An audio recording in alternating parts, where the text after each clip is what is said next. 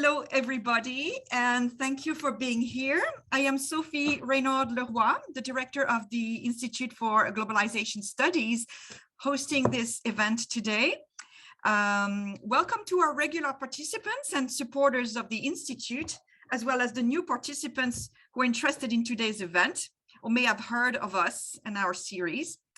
I also hope to see some of our GLI students whom we very much have in mind in our programming, which is meant to enrich their GLI curriculum by tackling specific global issues in more depth and a wider perspective. This spring, we have put together for you all a timely lecture series on the intersection of climate change and migration. And when I say timely, I meant it when we planned it. Of course, for the past few weeks now, our priorities may have shifted somehow with the urgency of the war in Ukraine. We, as an institute which is focused on global issues and international relations, stand in solidarity with a nation whose rights have been violated. We hope to be able to offer a special program on the Ukraine situation from a variety of perspectives, as we like to do it here at IGS before the end of the semester. But as I'm sure we'll hear from our guests today, climate change and migration too have a role to play in that conflict. Today is the second installment of our Spring 22 series on climate change and migration with outside speakers. Our very own Stony Brook faculty opened the series last month with an interdisciplinary panel representing sustainability, political science from a migration perspective, Africana studies, and the humanities. And we're glad it generated a great discussion and questions from our audience. You may watch an edited version of it if you missed it. It's on our website, or you can write to us and we'll send it to you. Today's session will raise the same questions we ask our Stony Brook colleagues, and we expect to hear another set of responses and solutions to this global problem. I'll let my colleagues, Nancy Himstra and Jeffrey Santa Ana, now introduce our special guest. This series was conceived and organized by these two very active members of the Institute's Faculty Advisory Board. So let me first introduce them to you again. Nancy Himstra is an associate professor in the Department of Women's, Gender and Sexuality Studies and an affiliate of Sociology and Hispanic Languages and Literature. Nancy is trained as a political and cultural geographer. Her research interests include elastic border enforcement practices, detention and deportation, and how state policies shape migration patterns and decisions in Latin America. Jeffrey Santa Ana is an associate professor of English and affiliated faculty in Asian and Asian American studies and women's gender and sexuality studies. He has research and teaching interests in Asian American and Asian Pacific diaspora studies, environmental humanities, and eco-criticism, human migration and diaspora, post-colonial criticism, and critical ethnic studies. He's a co-editor and contributor of the book volume Empire and Environment, Ecological Ruin in the Trans-Pacific, forthcoming from the University of Michigan Press. Nancy and Jeff, thank you again for this great initiative. You now have the floor.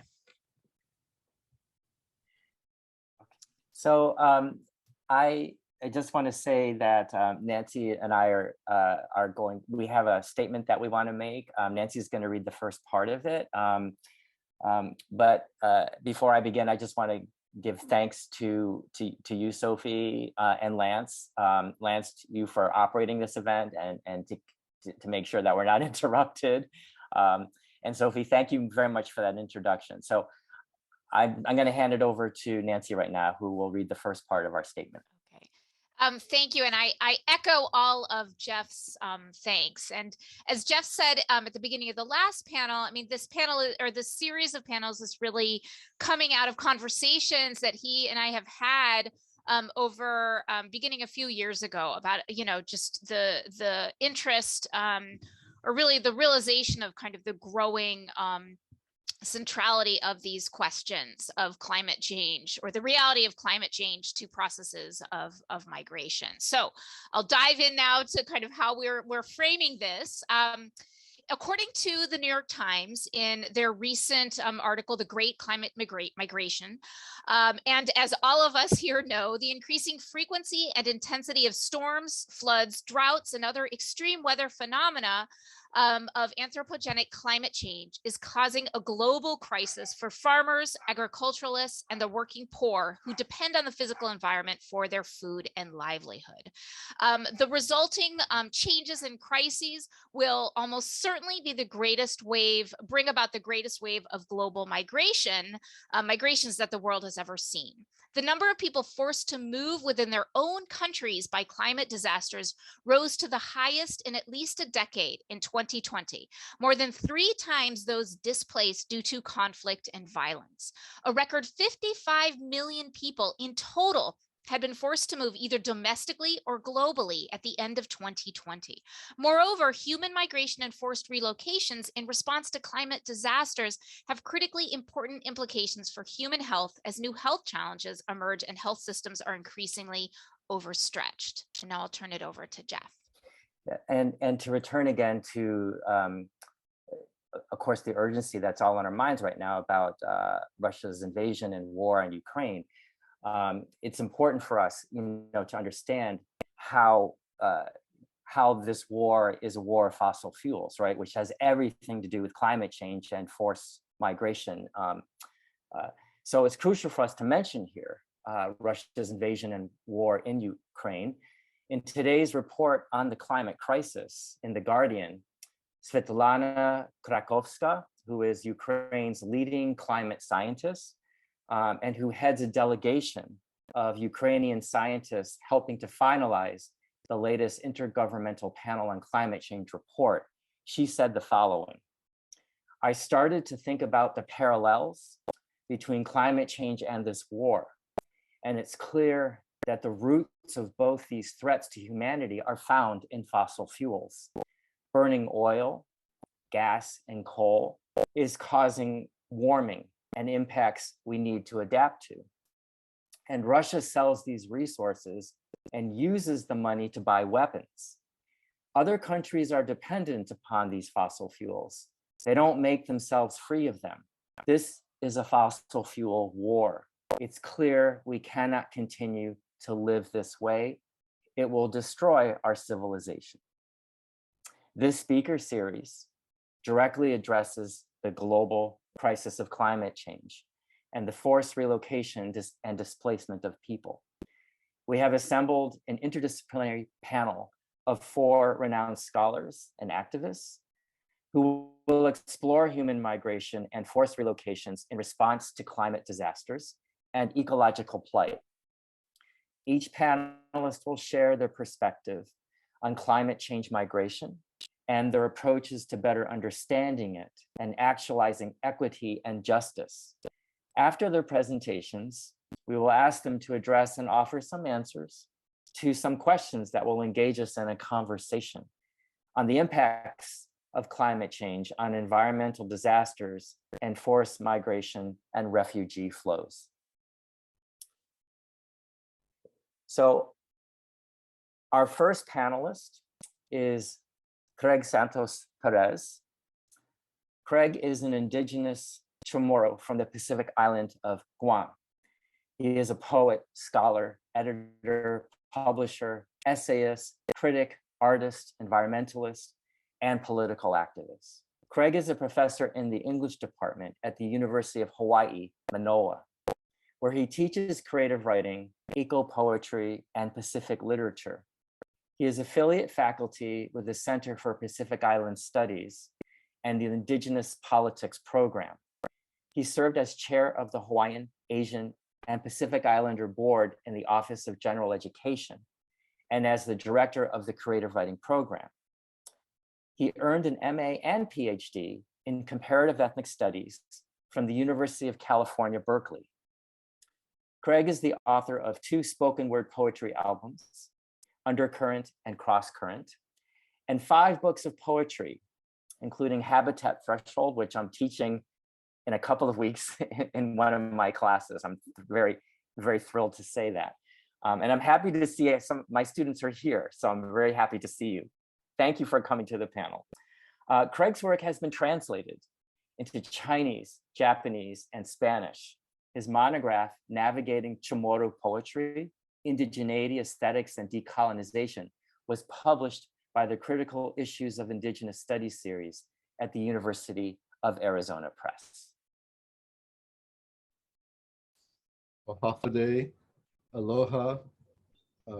I'm zooming in from Hawaii, so I also want to first acknowledge the Kanaka Oiwi, or Native Hawaiian peoples whose lands I live on and whose struggles I stand in solidarity with.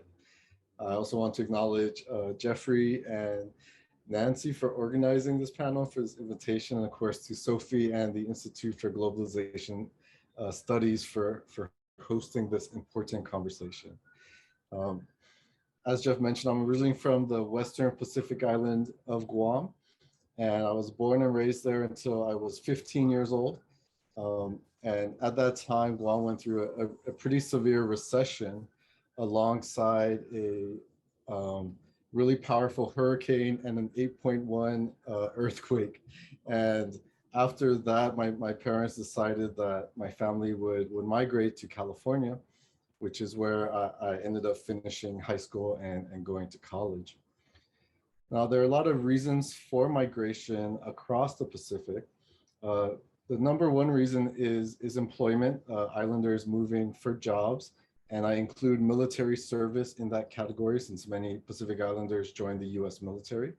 We also migrate for education, for access to healthcare, for family reasons, and then to a lesser degree for ecological reasons, such as natural disasters, militarization like war during World War II, nuclear testing, and then also, of course, as a result of extractive industries, people being displaced by the development of plantations or mining, as well as deforestation throughout the Pacific.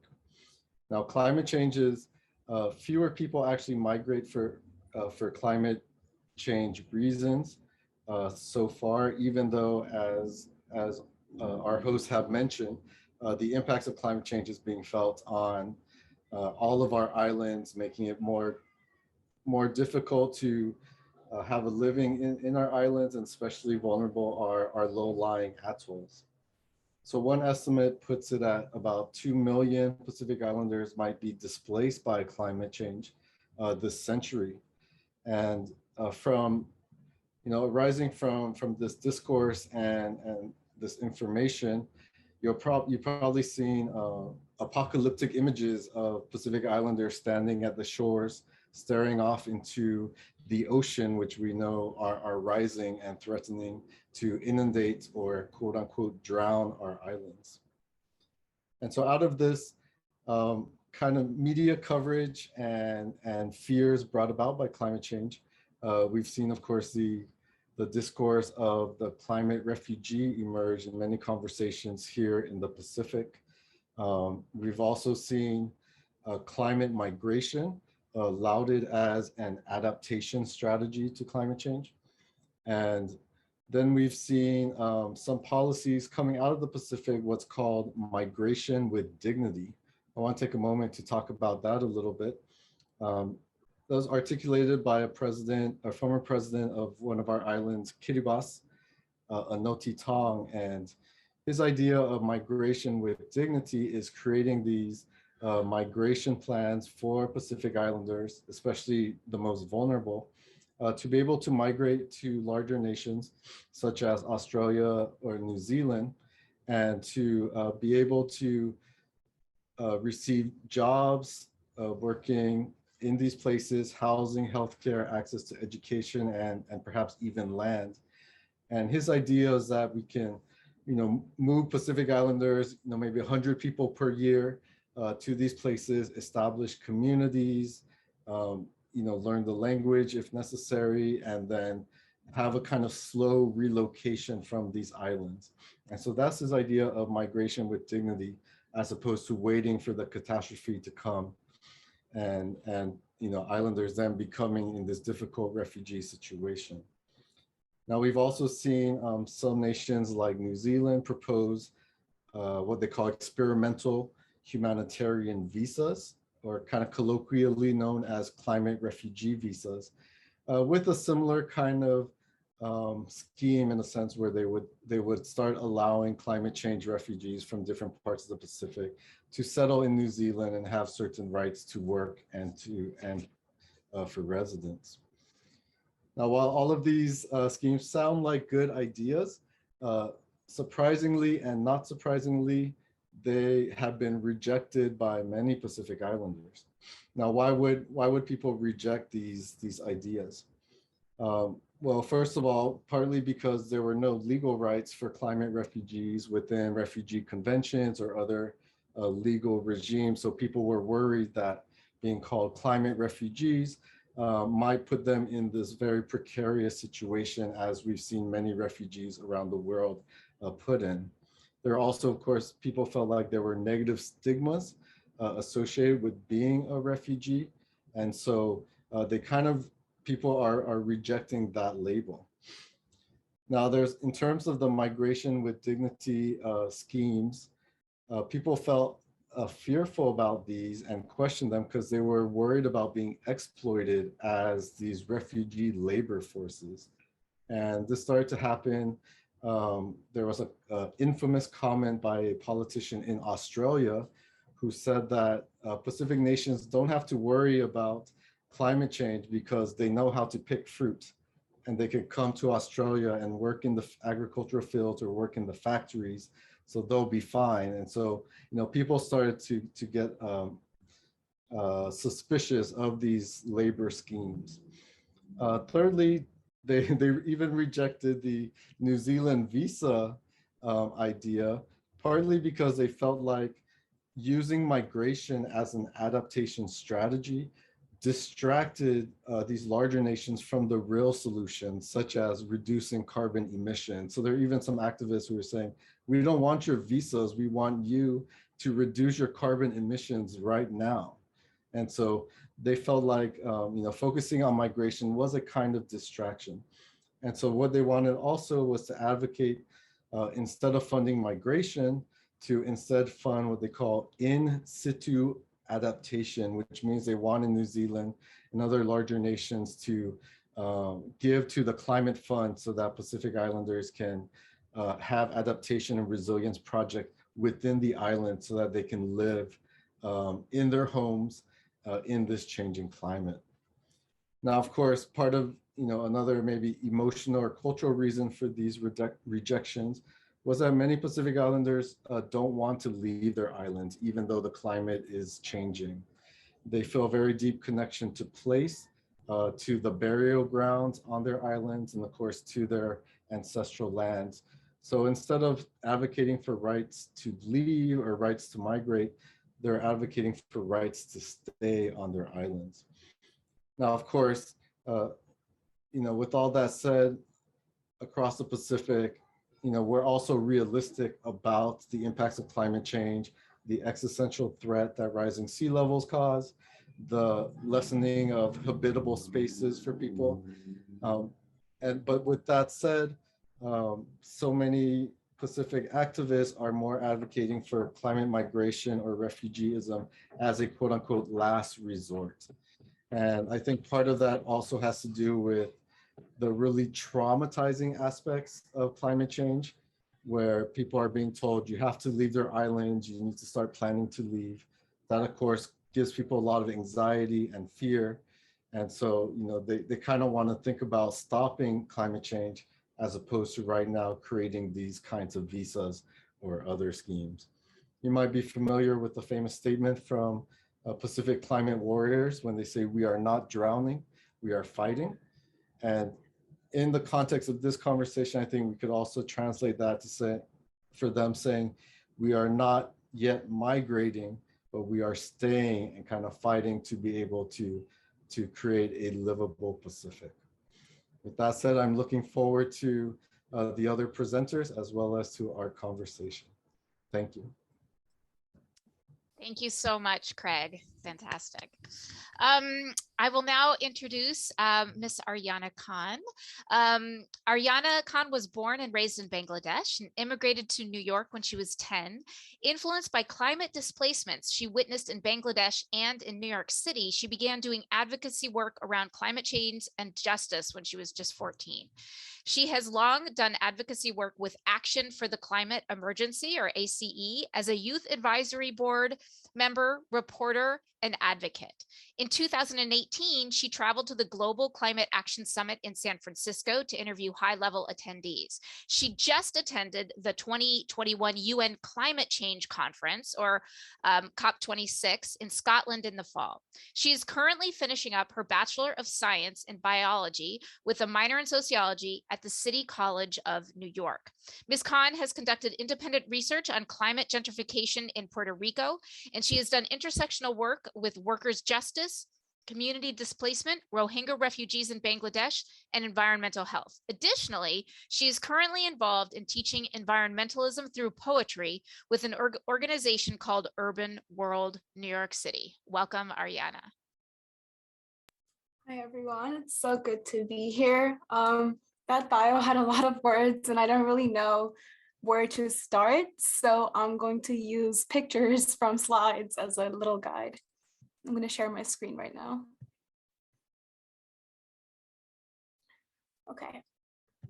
So, as you may know, my name is Aryaana Khan. I was born and raised in Bangladesh, where we witnessed annual flooding from rising sea levels and simultaneously droughts and all of these extreme climate events that at the time I didn't really have the language to process. This is a photo from Bangladesh that I took while visiting back in 2016 or 2017. And this is one of those dried up rivers that, that the villages that I come from rely on for food. So a little bit about Bangladesh is that we are pretty much surrounded by water right here.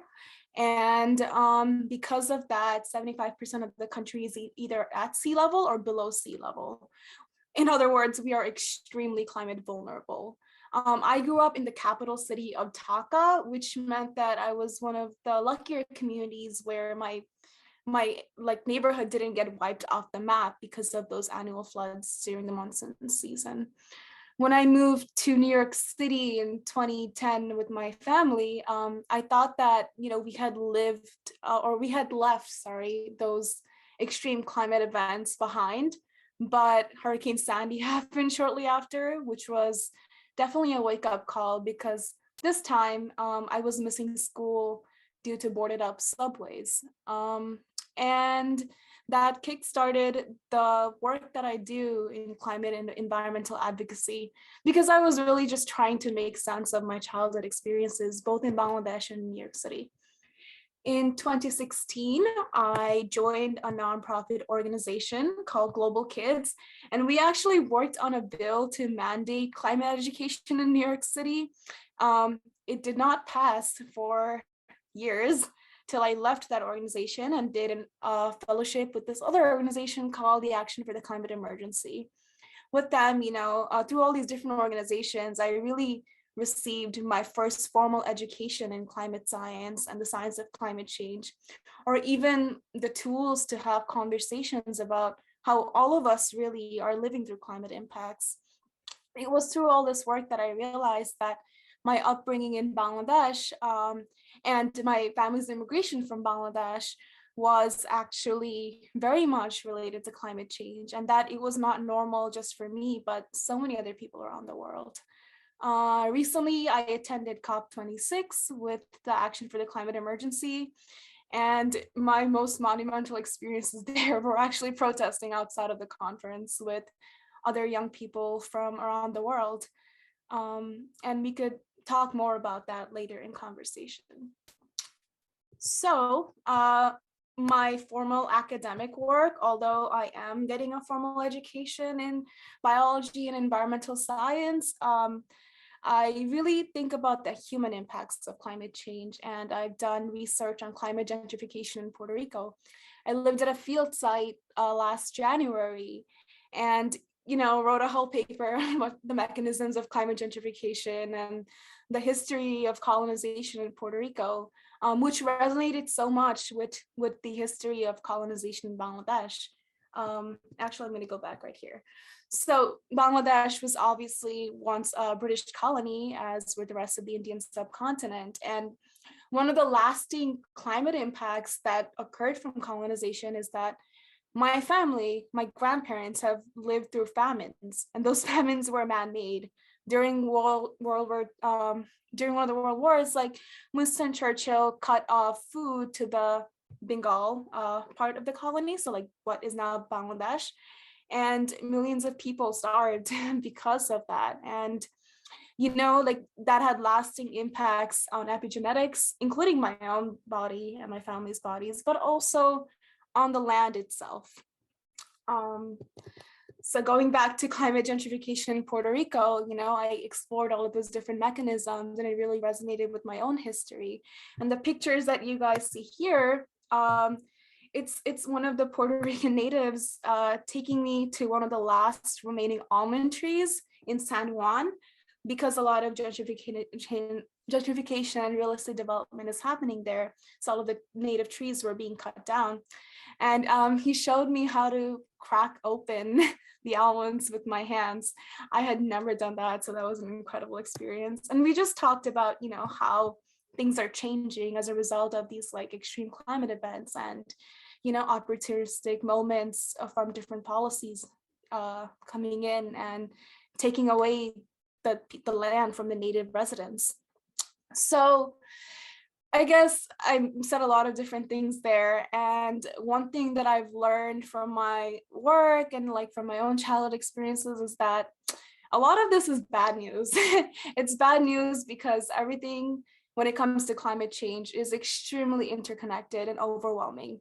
Whether it is talking about land for the people or talking about food production or environmental hazards, it is all interconnected. And that's really bad news. But from my experience and from my own sanity, it's also good news because it means that no matter what all of us are doing, there is a connecting thread to this work. So everything that I do is really informed by these different experiences. Currently, I am trying to stay sane as a college student, and I remind myself that this is why I'm doing that. I try to teach environmentalism to kids younger than me through poetry. And I just try to teach folks about this through all different angles. If you can see behind me right now, I'm going to stop sharing my screen. I have plants, trying to inherit my family's green thumb because I come from generations of farmers, also keeps me sane. Just today, I learned that the world is actually running out of soil. Like we are running out of organic soil because of the post-industrial world. And we need to all like compost and stuff. And I've been raving about that because my family gardens, but now that is something that I get to share in this conversation as well. And it's all really connected to how we as humans move. Yes, because forced by nature and man-made policies, but also how we can move forward differently, hopefully, because I want to have a healthy adulthood. And so far, it's been quite dark, and that's not how I want to move forward. And on that note, I'm going to pass it off to the next presenter. Thank you so much, Aryaana. Jeff, did you want to go ahead? Yeah, no, I just wanted to, because I know that Xiaojing Zhou is our next speaker, but I just want to, I'm not seeing Xiaojing yet, who is here, unless I'm wrong. Xiaojing, are you here? Okay, she's not here. So yes, Nancy, you're going to introduce Heidi. Yes. But one thing I want to add to that, because I was going to mention this in Xiaojing's biography, is that Heidi Amin-Hong is also one of my co-editors for our book Empire and Environment: Ecological Ruin in the Trans-Pacific. So that's not in her bio, but that I sent to you because I already mentioned it for Xiaojing. But since Xiaojing's not here, I won't read her bio, but yes, I just wanted to emphasize. I also want to say that as an avid horticulturalist and gardener, I really appreciate what you said, Aryaana, right, about soil and composting. And I also love the fact, and I'd love for us to talk about this more during the Q&A, about using poetry, especially to teach the younger generations, right, about environmentalism and environmental consciousness. So anyway, I'll hand it over to you, Nancy. Thanks, Jeff, and thank you, Aryaana. Well, it is now my great pleasure to introduce Dr. Heidi Amin-Hong. She is Assistant Professor of English at the University of California, Santa Barbara. She received her PhD in American Studies and Ethnicity from the University of Southern California. Her current book project, titled A Contaminated Trans-Pacific Ecological Entanglements in the Afterlives of Empires, that's an amazing title, tracks ecological collapse as the material legacy of multiple forms of empire, militarism, and global capitalism in Southeast Asia and the Pacific. Engaging cultural texts encompassing multi-ethnic and post-colonial literature, visual art, and film, her scholarship draws from the fields of trans-Pacific studies, the environmental humanities, and gender and sexuality studies. Her writing has also been published and is forthcoming in Verge, Studies in Global Asias, Atlantic Studies, Global Currents, the Los Angeles Review of Books and Pacific Standard, and the Asian American Literary Review. Welcome, Heidi. Thank you. Thank you so much for that introduction. And it's such an honor to be here, especially with the other speakers. I already see so much resonance across all of our different interests and topics. So I also would like to share my screen. So just bear with me for a moment here. Okay, so today I wanted to begin by talking a little about my own background and interest in the topic of migration and climate change. And it really stems from a personal experience being a young Chinese immigrant who came to the US as a child, and also seeing the different impacts that pollution and climate change has had on my family across the US and transnationally. So thinking about disparities between those who've lived through man-made climate disasters, such as famines in China, versus the lives that my family was able to build in the US. And also my, not directly, but my work is also informed by my experience as a descendant of Han Chinese settlers in Xinjiang, which continues to be the site of ongoing genocide and occupation by the Chinese government, and thinking about my family's role in the Chinese government's occupation of this region that's fortified by water resource management. So holding those contradictions together and thinking through transnational experiences, witnessing climate disparities, but also understanding climate environmental extraction and management to be intertwined with these colonial and militarized goals globally. So my training is in comparative ethnic studies and Asian American literary studies. And a lot of my work thinks through what it means for Asian Americans to reflect on the material legacies of war and imperialism in the physical environment, and also imagine alternatives to these technocratic solutions. So unfortunately, my work has become timely in thinking about the intersections of war and environmental damage. I wish it wasn't. But a lot of what I'm interested in also looks at the question of what it means to be from a place, particularly for immigrants or refugees who may identify with multiple places but have a fraught relationship with home, or settle on indigenous lands that continue to be occupied by settler colonial powers. And also more broadly, how can we think globally about climate displacement as a product of multiple overlapping empires? So looking at US wars in Southeast Asia, which paved the way for global capitalism, and East Asian-led projects of extraction. So today I wanted to share an excerpt from an article I wrote that looks at the artwork of Tiffany Chung that explores some of these questions. And the article is published, so apologies if the excerpt is confusing because it's part of this longer work. But if you're interested, you're welcome to email me for a copy. So I'm looking at the artist Tiffany Chung's paintings, which are inspired by the impact of hydropower dams in Southeast Asia. And to give a little bit of background on her biography, Tiffany Chung was born in Vietnam and arrived in Southern California as a refugee after the Vietnam War. And she has also been based transnationally in Houston and Saigon.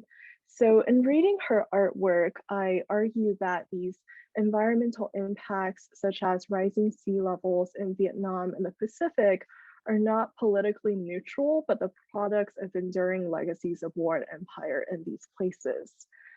And her artwork actually directly responds to a climate change report that's produced by the Asian Development Bank, which outlines a very different narrative about climate change as a problem that can be solved with risk management, technological innovation, and adaptation. So I won't read this quote out loud, but her story is a story of migration that brings together the effects of US militarism, climate disaster, and China's role in global capitalist extraction in the Mekong Delta region. So she's thinking through this ongoing and imagined displacement of Vietnamese populations from large-scale dam construction as a phenomenon and experience that's historically and emotionally linked to the forced displacement of South Vietnamese refugees after the fall of Saigon.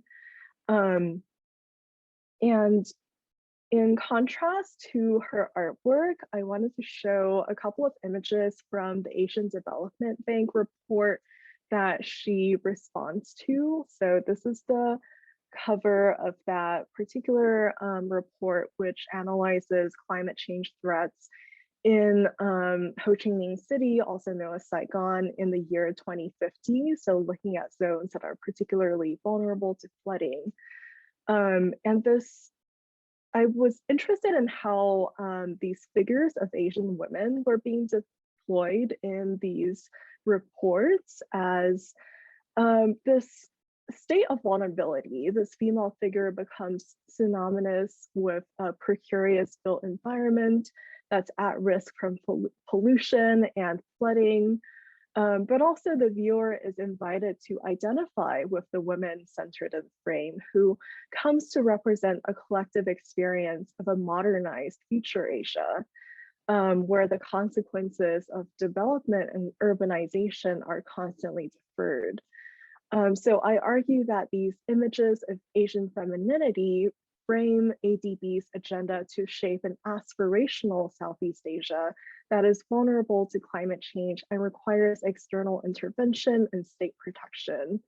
And by gendering these vulnerable geographies and infrastructures as feminine, the ADB reproduces familiar narratives of women as naturalized victims of crises, while also constructing Asian women as subjects who are oriented toward a capitalist future. And ultimately, this report advocates for sustainability through this language of militarized and masculinist logic of profit management and risk management. These are a couple of maps that depict zones that are vulnerable to flooding, and I argue that this approach to sustainability ultimately partitions certain areas as suitable for further development, and ultimately centers green capitalist solutions to continue business development in areas deemed low risk. And within these logics of profit and loss, ecological disasters come into view only when deemed economically worthy, and require these neoliberal forces of development to provide environmental solutions for vulnerable populations and geographies. So turning back to Tiffany Chang's work, I argue that her aesthetic reinterpretation of these maps actually presents a different vision of the future that doesn't require us to fall back into the tools of capitalist management. And in this drawing, she actually uses vellum paper to attend to the persistence of history as layered in material landscapes. So vellum paper is historically associated with architectural blueprints. And here it's overlaid on top of drawing paper, where Chang adopts these formal techniques of tracing and layering to depict the impact of war and capitalism on the Mekong Delta in her maps of rivers and infrastructures in Saigon. So even though the ADB maps mark water levels encroaching on city lines and infrastructures, this map distinguishes the city from river systems and rising flood levels with the contrasting colors of pink and blue, highlighting the boundaries of the city as constructed. And while this abstract archive gives a macro view of urban zones that are threatened by climate change, the detailed work that she puts into these microscopic dots actually draws attention to the micro layers of organisms, cells, and populations that make up the whole. And I argue that this attention to minor forms of life through abstracted shapes actually allows the viewer to process these connections between refugee experience and environmental memory. These dots and patterns come to represent the lives and memories of the internally displaced, which are erased from these official predictive mappings of Saigon and spills out into the surface here. And these maps also enable us to counter a state-enabled historical amnesia that's reinforced through various forms of violence and orients us to other possibilities of kinship with nature and non-human life. So that is a brief snapshot of my work, but I'm also, as Jeff has mentioned, excited to have worked on this co-edited anthology on empire and environment, which I'm happy to talk more about in the Q&A. And Dr. Perez has also contributed poetry to this collection, and I see this undercurrent of all of us turning to art and poetry to make sense of the questions about the climate crisis. So that's something I would love to talk about more. And I'm also working on developing curriculum that addresses the intersections of race, migration, and climate change in classes that look at genres such as trans-Pacific speculative fiction, and looking at how we could incorporate nature writing and creative writing into classes on micro narratives and climate change. So thank you.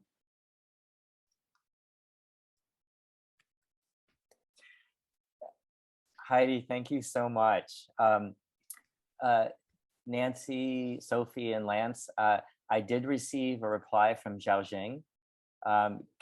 Sophie and Lance, can you please check your email? Xiaojing is apparently having trouble. I think it's similar to what Nancy encountered when she tried to get into this. She says she's having trouble with the link. So if you could please. Lance, if you would just send her the direct link like you sent to me, that would be great. Okay. Well, what I would suggest is we can come back to her once she gets in, but I'd love to, while we're waiting, just throw out the first question that I had posed to panelists to talk about, do with it what you will. And that is just, and you've started to address this already in what you've said, but what are the key questions that you think we need to be asking in order to better understand and approach the issue of climate change migration? The people or areas of study that we need to better hear. So just jump in as you see fit. Thank you.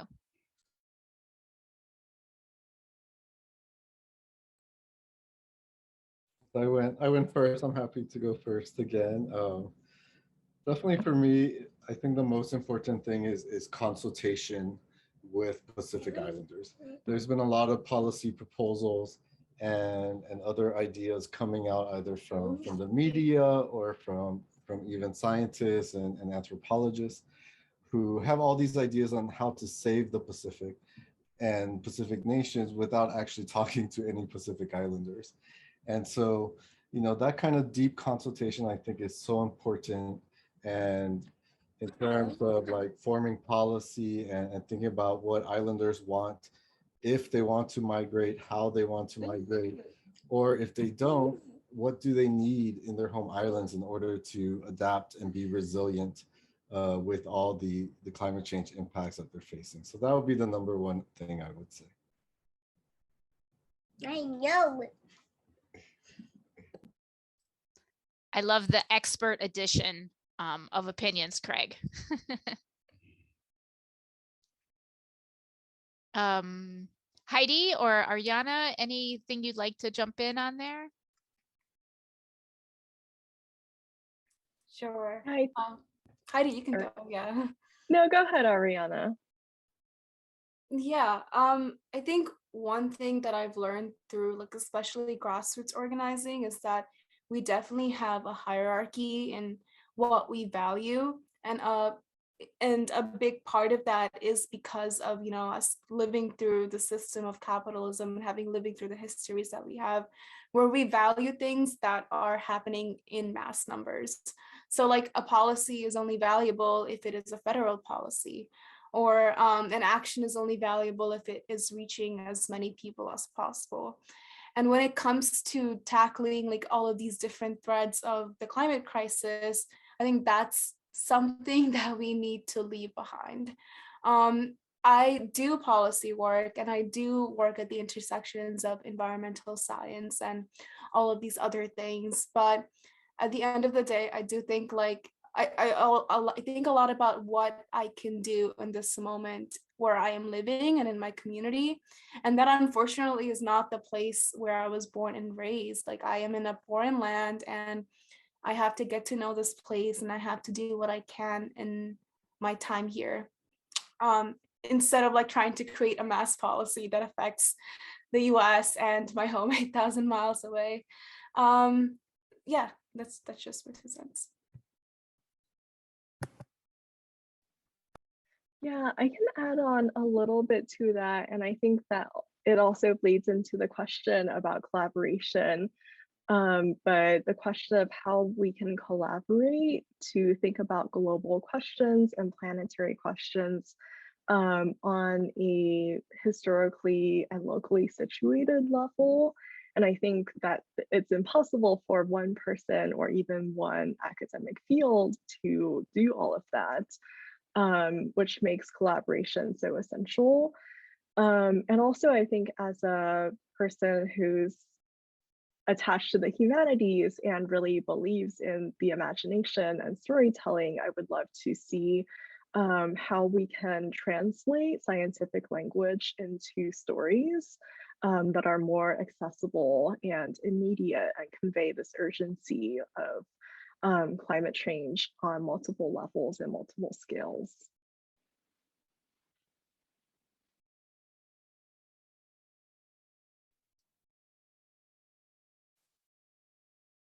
Jeff, have we been able to get Xiaojing to join yet? I am not sure. I know that Okay. Lance sent her another link, Okay. and I hope that link will work. All right, we'll keep our eyes peeled. I will throw out another question for panelists. And this is something that I think all of you touched on, but the problem of climate change and migration can just seem despairingly huge and kind of insurmountable, unsolvable. Are there lessons or findings in what you encounter in your own work that give you hope? And a couple of you, I think Aryaana and Heidi, you all mentioned some of these, but I know more about that.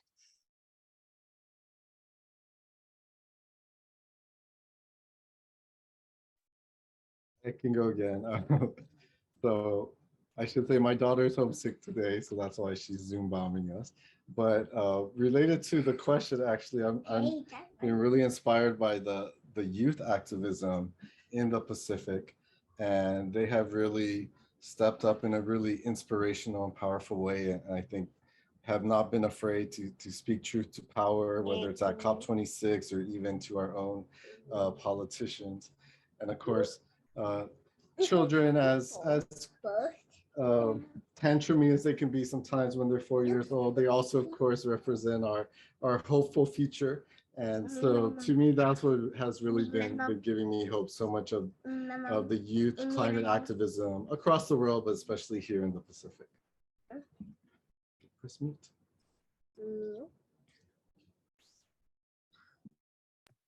Yeah, on the flip side of that, coming from the youth climate movement, I can definitely say that looking to the knowledge of the people before me and just coming from generations of farmers and like indigenous folks connected to their land, I can say that I get hope when I look into lessons from the past to recreate a different sort of future. And I honestly like am not going to lie and say that I don't feel hopelessness while doing this work. I just turned 21, and because like I'm South Asian, my family asks me if I'll ever have kids. And I think to myself, what sort of world did I inherit, and what sort of world would future generations inherit if I were to ever have biological kids? So, it's something that I grapple with daily. But just knowing that we have not only survived but thrived once means that we can do it again. And so that's just something to hold on to. Yeah, I mean, I completely resonate with that statement about hopelessness and like questions about the future. And I think it's important to acknowledge those moments of grief also in like a conversation that's often pivoted toward, scenarios of crisis and hopelessness. But also I think for me, I am not an organizer, even though I deeply respect and admire organizing movements.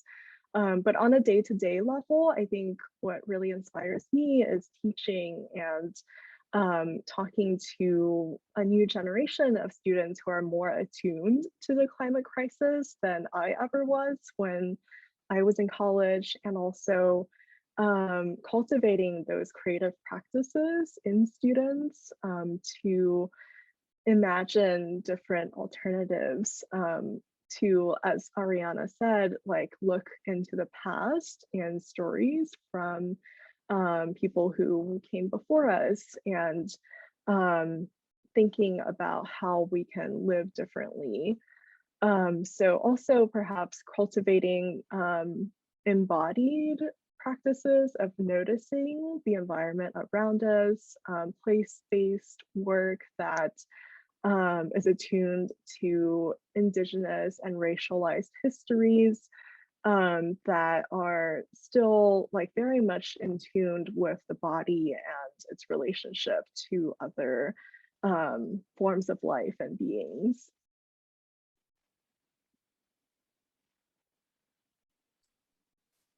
Fantastic. Thank you. So one more question that we had posed to panelists was, that all of you engage in various forms of comparative and collaborative work in the work that you're doing, the many different types of work that you are doing. What do you find kind of the most productive and generative in those collaborations and in the work that you do with other people?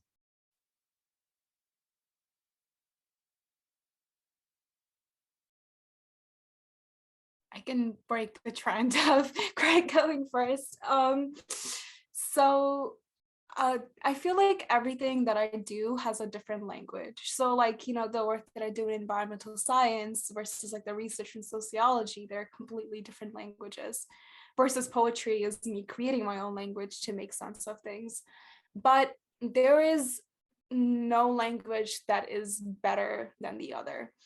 And that is so important to remember because, you know, when we go and have conversations with different audiences or different folks who might not understand the larger policy world, but who have all of the insights that we need in the policy world, it is important to remember that, because so many of the tools, so many of the visions and the praxis, like all of these things already exist.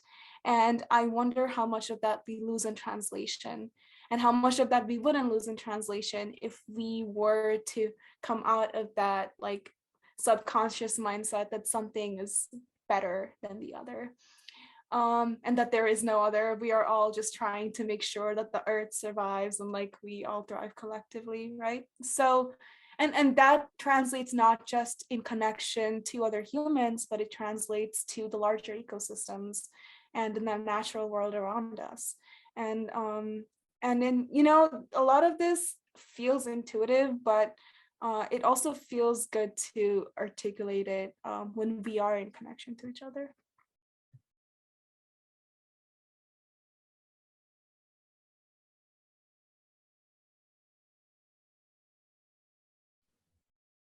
Yeah, I can speak a bit to academic collaboration and thinking through the format of the anthology in particular. I think it's just so rewarding to be able to see myself as a curator of scholarly work, and also to think through these questions of a global scale in conversation with others who might have more intimate lived experiences or scholarly experiences in places where I will never be able to fully understand. And also, I found that the format of the anthology has actually really transformed my teaching. And one of my final projects for students is to create an anthology based on a theme that they're interested in. So some of them built anthologies online of Asian Americans responding to climate change. And it's really amazing to see people who are working through these questions, but as curators of different knowledges and ideas and perspectives, putting them in conversation rather than the other work that we do as scholars, which is like often very solitary and focused on your own immediate research.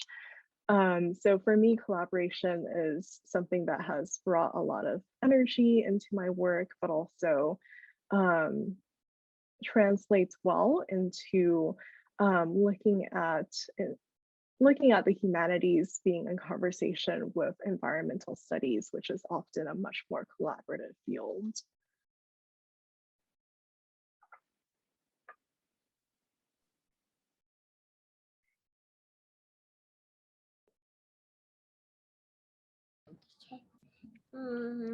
I would just add quickly that, you know, since climate change is a global issue, we do have to think globally to address it.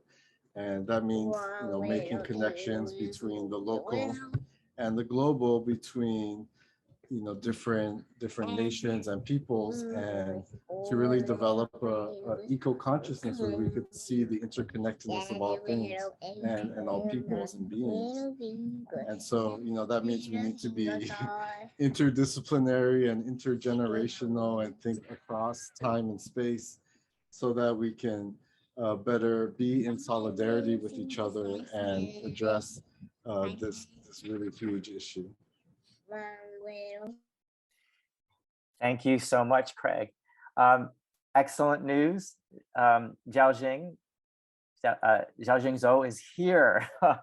Xiaojing, I'm so sorry about the problem you were having with the link and getting in, but we are so grateful that you didn't stop trying and that you have gotten in. So I want to introduce Xiaojing Zhou to all of you right now.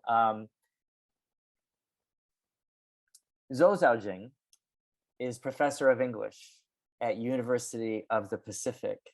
She is the author and editor of numerous books and anthologies, including Cities of Others, Reimagining Urban Spaces in Asian American Literature, The Ethics and Poetics of Alterity in Asian American Poetry, and Form and Transformation in Asian American Literature. Her most recent book is Migrant Ecologies, Zheng Xiaoqiang's Women Migrant Workers. In her book, Xiaojing contends that women migrant workers, as portrayed in Zheng Xiaoqiang's poems, are the visible manifestation of the interconnections between the so-called factories of the world and slum villages in the city, between urban development and rural decline, and between the local environmental degradation and the global market.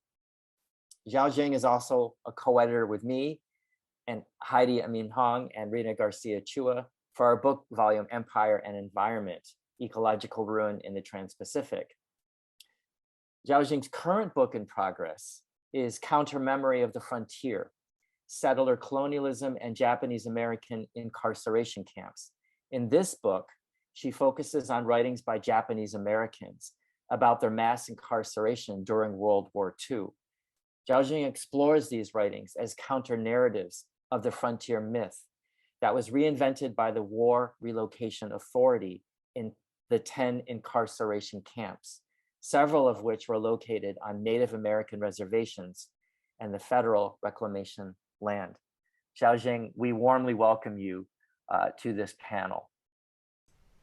Thank you very much for having me. I apologize for not being able here on time. I'm very honored to have this opportunity to share with you what I've learned. So my perspective on climate change and migrations are based on my research on two kinds of migrations. One is the massive rural migration to the cities, which are related to globalization, to the emergence of factories of the world. And the other is also massive migration of the so-called ecological migrants as a result of expanding deserts. So I want to call critical attention to the connections of the almost apparent invisible connections between these two kinds of migrations and to climate change. So could I do a share screen, if I may? All right, so can you see? All right, so I want to emphasize that massive urbanization and the emergence of global cities of the world are kind of landscape transformation programs, which would be what Anna Qing and her co-editors would call a new infrastructure design, creating another form of Anthropocene futures. So landscape transformations programs are infrastructure building, which in turn change the possibilities of life on Earth. Because, these urban spaces and world factories disappear rural areas and the natural habitats. And they produce massive migrations and displacement of rural populations who become migrant workers as disposable labor for factories of the world. In 2020, there were 285.6 million migrant workers in China, which was close to the total population of the United States. So those landscape transformations are intricately related to globalization, to economic development, and expansion of consumerism. In 2022, China's middle class is at 400 million, which is little over the total population of the United States. Consider the amount of consumption of natural resources, products, and carbon footprint, and production of waste. So landscape transformation programs are infrastructure building which continue the great acceleration in conditions of climate change. This is an example of how the urban space, the urban sprawl is eating up green space. Here is, peasant going through the rubbles where his village disappeared, replaced by high rises of the urban space. And here's a village that is no more. So villages like this in Pearl Delta in China, Pearl River Delta in China are replaced. So those villages, peasants used to travel by waterways, natural waterways by boat, and their fish pond, lotus ponds, rice paddies are replaced not simply by cities, but also by world factories like this one. And here is a scene of the massive rural migration to the cities. When peasants come to the cities, they become part of the labor force in landscape transformation. Here's a construction site, building these endless expressways and tracks for bullet trains all over China. And this is, you're probably familiar with this. So factories of the world are city size, just massive landscapes, and also armies of migrant workers. And this is a scene of new cities, new urban spaces with high rises replacing older urban spaces, and also rural spaces, creating a new phenomenon of the so-called village within a city, which is a kind of slum that not were there in China before. And those landscape transformations contribute to climate change. As you can see, cities like this that replaced waterways, replaced rice paddies, green spaces with cement. And this is what's happening, flooding every summer. And I want to call attention to the kind of rural migrations, urbanization, to different kinds of migration to climate change elsewhere in China and beyond China. So I want to connect those migrations to an accelerated desertification. So deserts are expanding rapidly, not just in China, but also in Africa and other places in Asia. Here is one of the so-called ecological migrants. New York Times in 2016 reported that 329,000 people were relocated as ecological migrants, which was just one of the 5 waves of relocations in only one of the regions in China. So I would like to connect urbanization, rural migrations to migrations and displacements in the global south due to climate change. This is happening in Pakistan, but also to desertification in Africa, to displaced climate change migrants in Africa. Only a tiny fraction of them made it to Europe. Majority of them stay in Africa suffering from hunger. And I want to call our attention to how these migrations and displacement are connected to other forms of migration, such as capital labor, raw materials, and products on global space, and also to expansion of megacities, consumerism, and our way of life, the so-called our way of life, the convenience, privilege, comfort of consumers in developed and developing countries. So do I have time to give you a very quick example of interventions in climate change?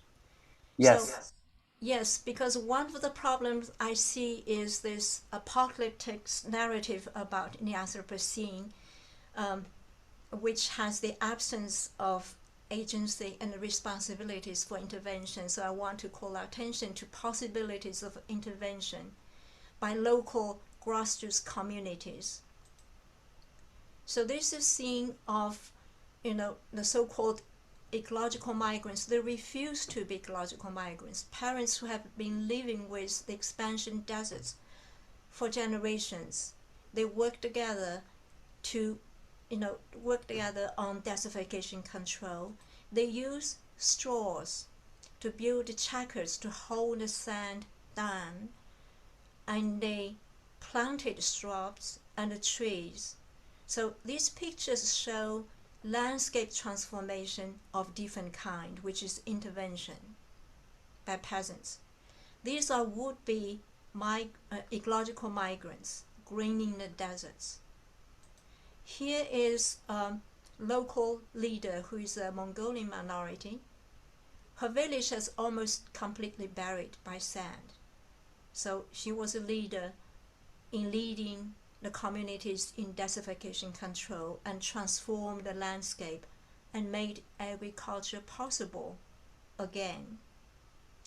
But also want to end with one of my question and concern, which is how effective will the desertification control be if the great acceleration in creating conditions for climate change continues in the name of development, progress, and modernization? So thank you. I look forward to your questions and discussions. Thank you so much, Xiaojing. I think because we've Nancy and I have already asked our questions, and Xiaojing, you asked us a question as well, right? You ended your presentation. I think it's best now to turn it over to the audience, right, to see if they have any questions. Lance, I don't know if you've been collecting questions that are in chat, but do any of you? And first, let me thank our audience for coming to this panel and giving us your attention and staying with us. Let me ask if any of you have any questions or any comments that you would like to ask our panelists or any one of our panelists. Jeffrey, if I may, I would think that I would like to invite the audience to post their questions in the chat, and Lance will go through them, and then we'll follow the order. And I'm thinking that since Xiaojing asked us that final question, perhaps we could ask while the audience is preparing their questions in the chat, if our four panelists might want to answer or attempt to answer Xiaojing's question.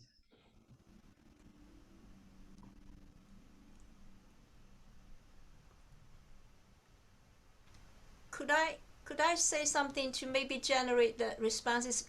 I want to explain my question is based on what I see as a problem in a popular political discourse about climate change, which is quite compartmentalized. I see basically is focusing on renewable energy, right? And replace one kind of energy with another, which also will result in extraction of resources without addressing the problems of extractive capitalism, consumerism, without questioning how the way we live, we consume should be changed. There is a disconnect there.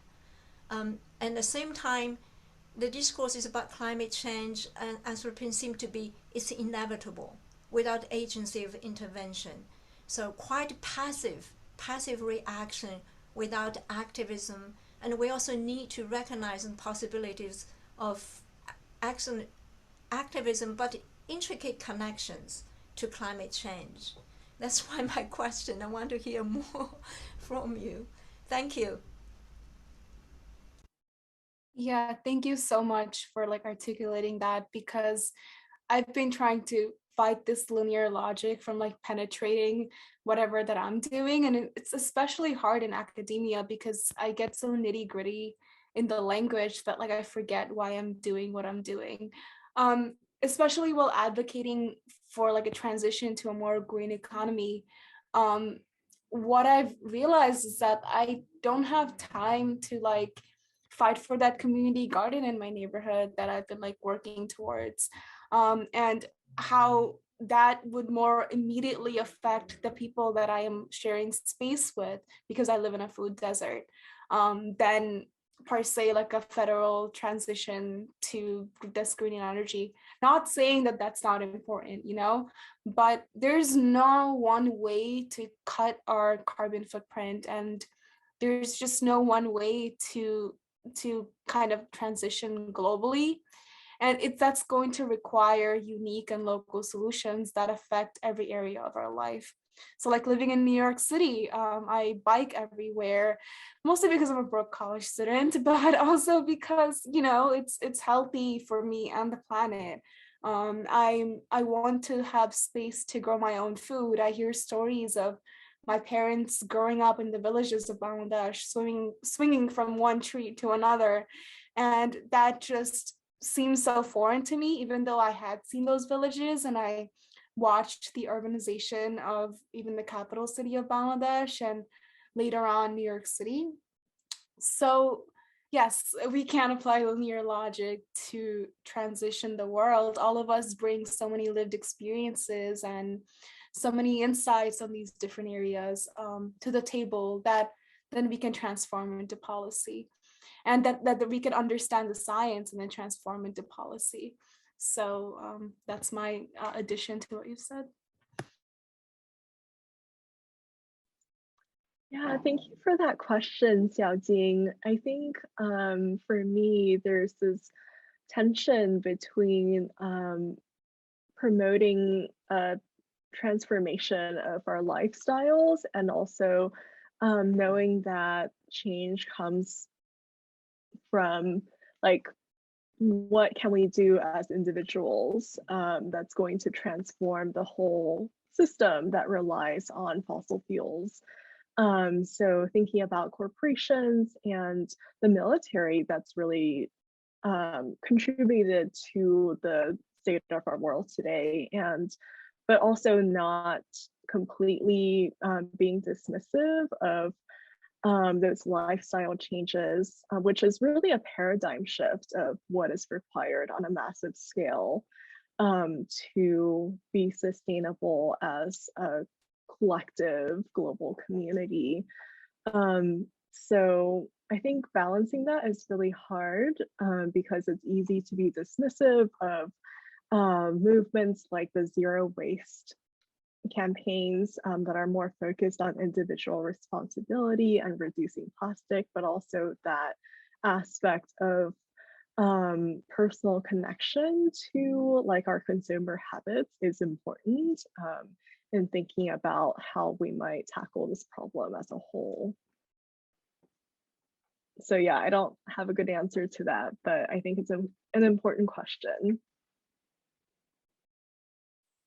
Thank you for your presentation and question as well, and it's so good to see you. You know, it's an interesting example in the Pacific with what's called deep sea mining, and there are a lot of mining corporations now trying to get permits to unearth rare earth minerals and elements from the ocean floor to be used, of course, in certain green technologies and things like that. And it's such a crazy idea because it's just going to destroy our oceans and cause so much more damage, yet it's all in the name of creating, you know, like certain kinds of renewable batteries and other things. And so I think you're exactly right. We have to be critical of neoliberal capitalism and these other kind of corporate solutions to climate change.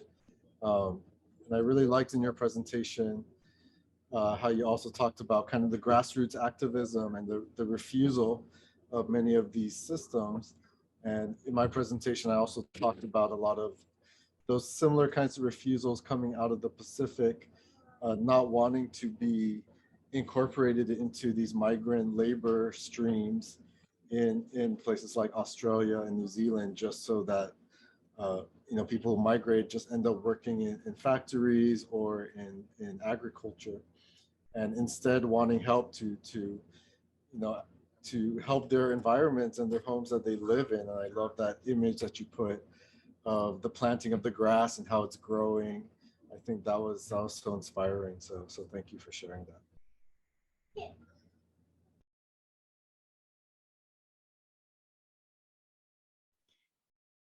I think we have 2 questions in chat. Questions from Peg Spitzer and also from Carl Nickelmo. Peg, do you want to unmute yourself and ask your question?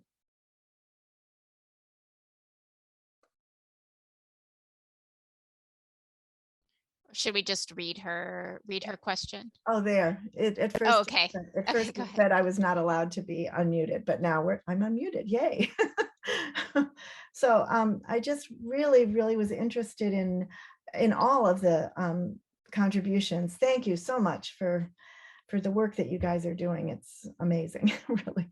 I am very interested to know more about what you might have encountered in terms of maybe the roles of women in particular as change agents. We often hear about them as victims, as you have mentioned, you know, on the Asian Development Bank report.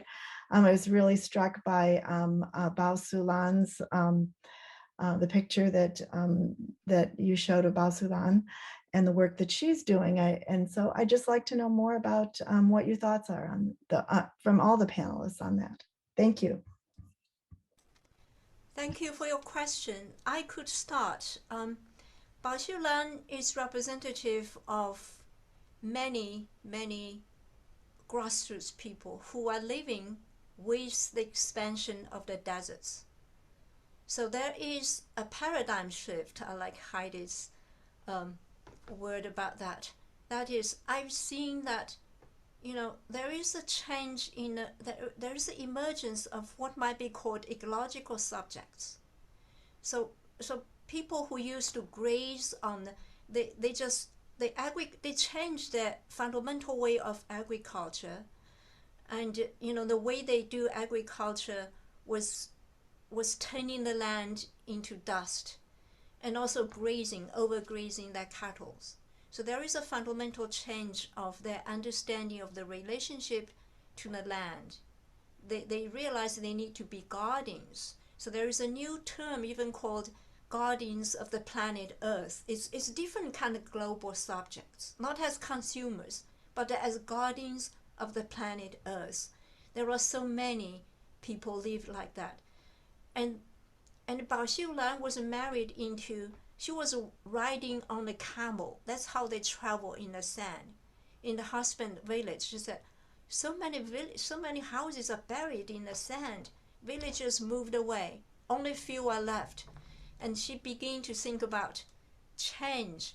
But there is also support. I think it's because of the collaborations of the government and business in supporting them. I think one of the important ways is that she persuaded the villagers to believe, and there is no other way. You know, they can't retreating, that there is their home, but making a living out of this transformation of the land was possible. That was important. And there are large scale of transformations taking place in China like this, including the very well-known lowest plateau, which is the size of France, which will reduce to dust, but then it becomes a grain valley, productive agricultural land. And that inspired scientists. Aryaana, do I say your name correctly? You mentioned the science. There is a group of scientists call themselves weather makers from Dutch. They were working with the Egyptian government in transforming a similar kind of area in Egypt. They want to turn that into green space, and as a result can change weather patterns. So there are collaborations like that possible. And also there are collaborations transnational. There are delegations from African countries coming to China to learn how to do this desertification control. And people also went to Africa. So there are grassroots activism exchanges. So people were, you know, another thing is that they are redefining the boundaries, not just villages, but beyond our villages to other villages, to regions, beyond national boundaries. So there is a different kind of global subjects as ecological subjects emerging, which is very hopeful to me. So thank you for the question.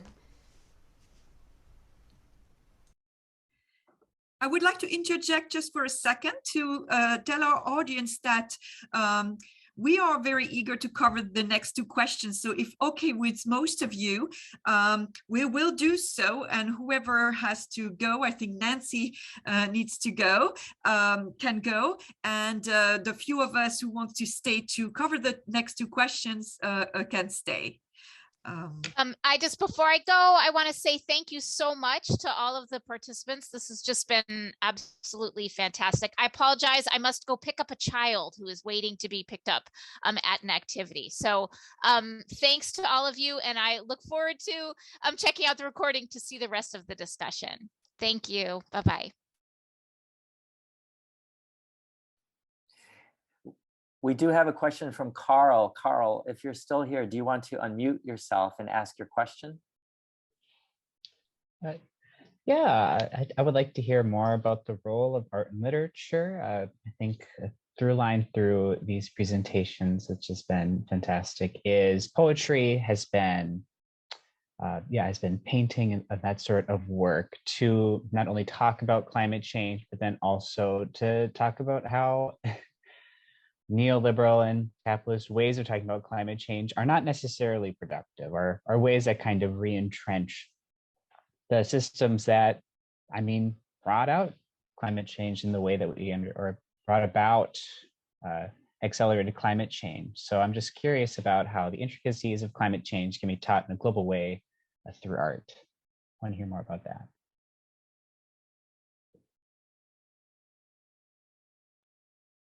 Yes, thank you for that question. I could jump in quickly. I think you're exactly right. That's, so much of art and literature can disrupt and reveal different narratives about climate change. So much of climate change discourse can be really simplistic and reductionist.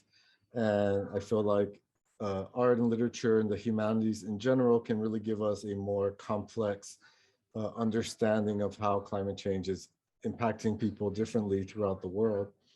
And then on the other side, I think it also helps the people writing, whether they are professional writers or just individuals who want to be creative, because I think climate change is so overwhelming and traumatizing that I think when people have that creative space to express their emotions and feelings, I think it really helps us deal with our anxieties about the future. And of course, it helps us mourn all the things that we're losing along the way.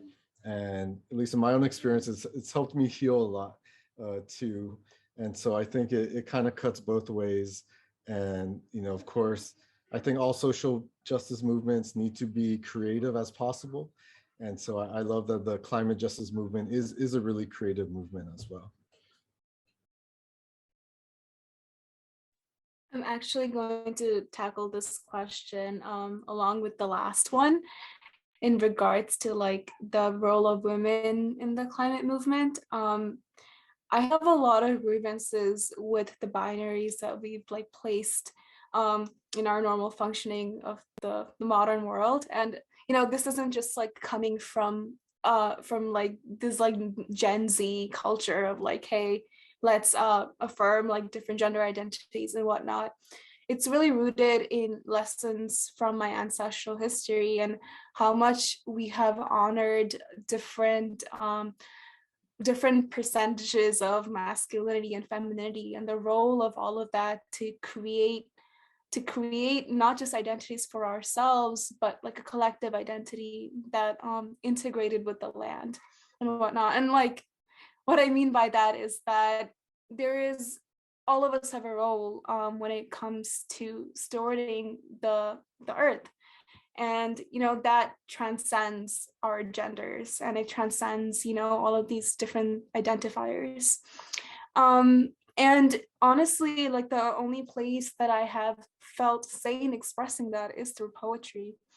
and where I have felt sane exploring that and healing from sort of the bulldozing of those histories is through poetry. So, and I see this even while teaching like young kids, you know, they will say like the most profound things in like a matter of 5 simple words. And so it's really important to share language with people and to like share that creatively and giving them the agency to explore their own histories and identities through poetry.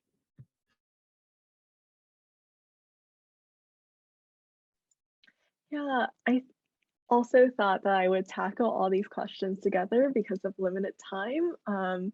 So I really loved what Aryaana said earlier about poetry being kind of inventing your own language. And I think that sentiment also applies to inventing the conditions that we want to live in.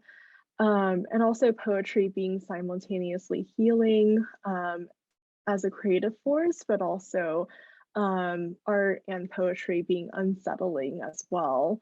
It kind of acts as a hook to draw you in and to inspire you to ask questions that may otherwise be unsaid or unasked. And then also the question about gender is really interesting.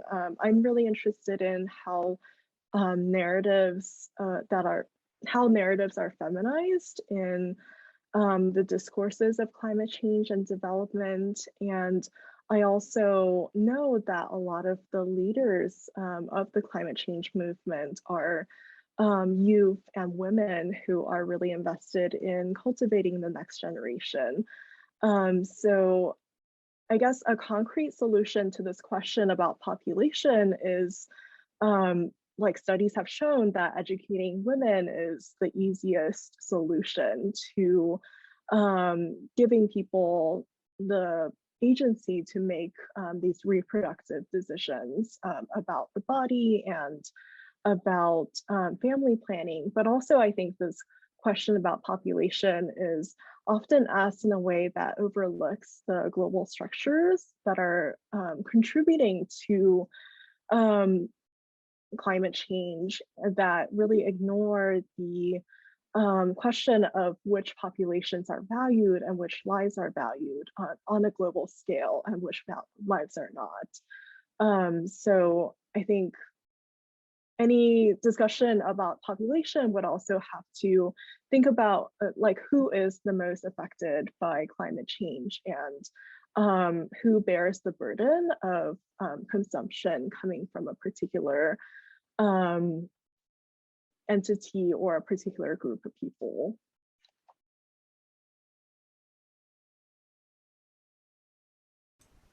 Thank you for the question. That's a very, very important question.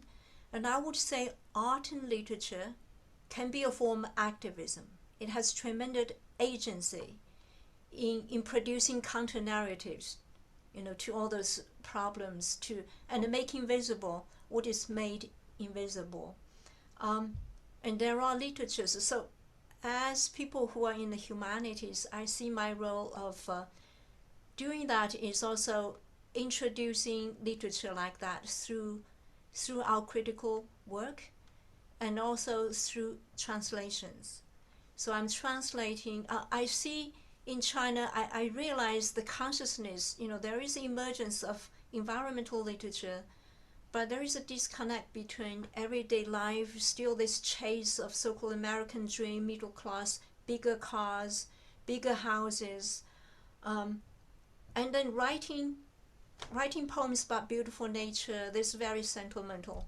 There's disconnect. So I'm introducing, you know, literature, poems like Perez poems to Chinese readers and writers. And I'm also translating poems like Zhou Xiaojing, because from the very, you know, grassroots, watching the transformation of villages and the rivers and migrant workers' perspective, and to the Western audience to see how we in the first world has a role to play in producing, in the disappearing of green space, in the pollution of mountains and rivers in China, in the World Factory. That's intricately related to our way of life, how we sustain that and continues that. And I'm also translating indigenous Americans' work, such as Linda Hogan's, Solar Storm, into China, and I'm delighted they are using my translation in a very established magazine. They're starting a new column called Green Literature, Ecological Literature. So we have a role to play in, introducing these great writings by artists, by writers, to help counter a different kind of narratives. So thank you very much for the question. I just want to interject here that our last question, in many respects, Heidi has already offered an answer. That's the question from Fred Walter, who asks the question, who begins with the problem of overpopulation, and then the question that he is specifically asking us to address is, will humans voluntarily embrace a simpler lifestyle? Does the panel have any suggestions for concrete solutions? So I know, Heidi, you've already provided some answer to that question. I want to know if our other panelists, Craig, Xiaojing, Aryaana, do you have anything that you would like to add in regard to Heidi's reply to Fred's question?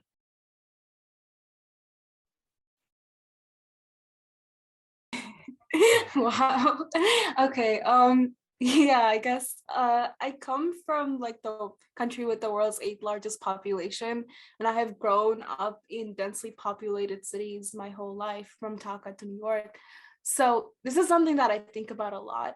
And when at my worst, when I've thought about it as a younger person who didn't have more knowledge, it very much aligned in a eugenics like mindset, like all of us need to just like stop reproducing, and that's not the answer, because what I've learned through my even family history is that all of us have the ability to, one, teach eco-consciousness, and two, like integrate ourselves in a way that doesn't harm everything around us or extract everything around us.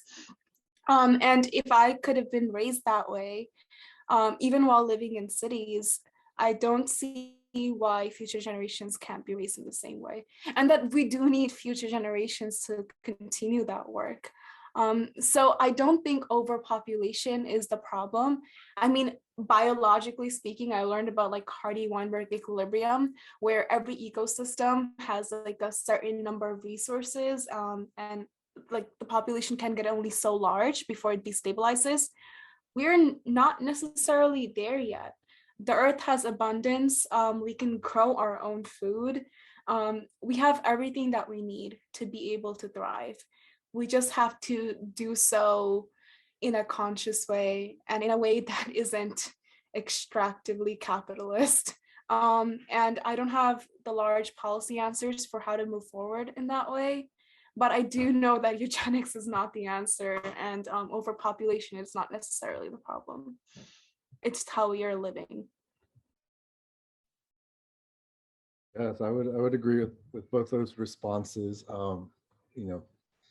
So much of the conversation about overpopulation can lead to also forced sterilization, which there's a very long history of as well as of ecofascism. And as Heidi said, the best way to manage populations is free education, free healthcare, offering people living wages. And the problem we're seeing, I think today, more so than population, is overconsumption and overproduction. And so much of the consumption and production is also created by the super rich, the billionaire class. And so, one way I think to address that issue is to take away all their money and to tax all their funds and make sure they are paying their fair share, and to perhaps even ban the existence of billionaires at all. And so, those are certain ways I think that more so that we have to address. And I think that will hopefully get us back to living in a sustainable way. Whether it will be voluntary or not, it probably, I don't think any billionaires are going to give up their wealth. So we have to take it from them. And we have to, totally overthrow the neoliberal capitalist system.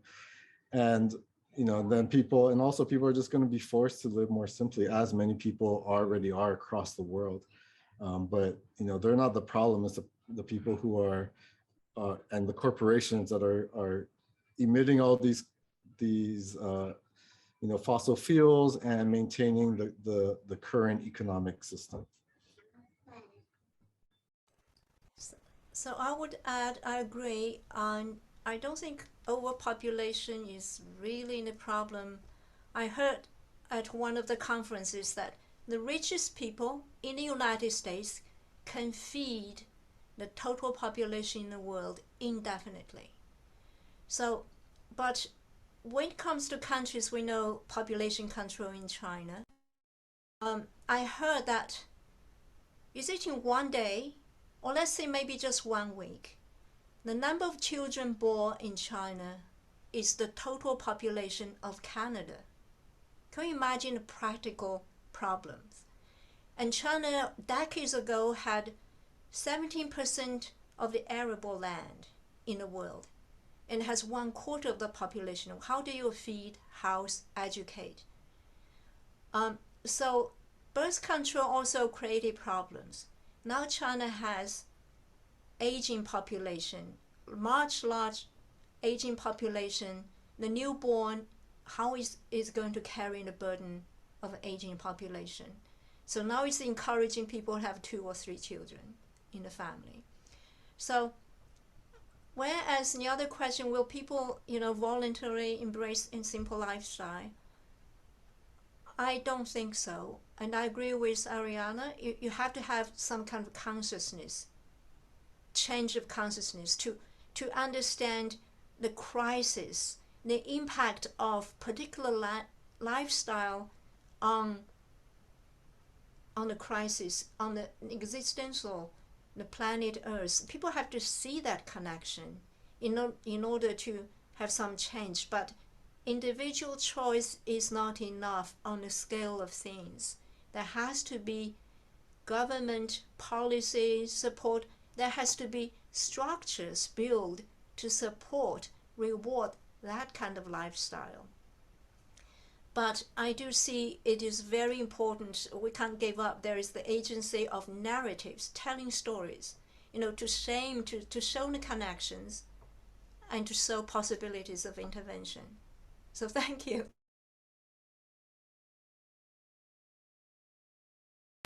So I think we're going to end, but I want to turn it over to Lance Booz, who's going to announce our next event in this series. Our next and final.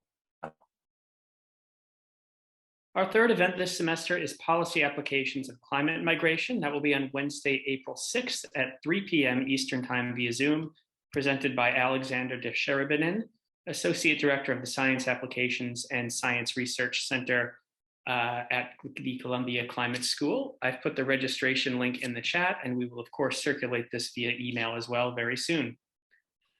Thank you very much, Lance, for all your work behind the scene and in front of the scene here. Thank you very much to our wonderful panelists today for yet again making us think outside the box and further about these global and local problems. Thank you very much for our audience. This event was recorded. Lance will be editing it and putting it in a nice video for you all to rewatch or to share with people who might have missed the event. And you'll be notified as guests and registrants. You'll be notified via email. You'll receive that video. So we hope to see you next month for the last installment of this special series on climate change and migration. And time to say goodbye. Thank you.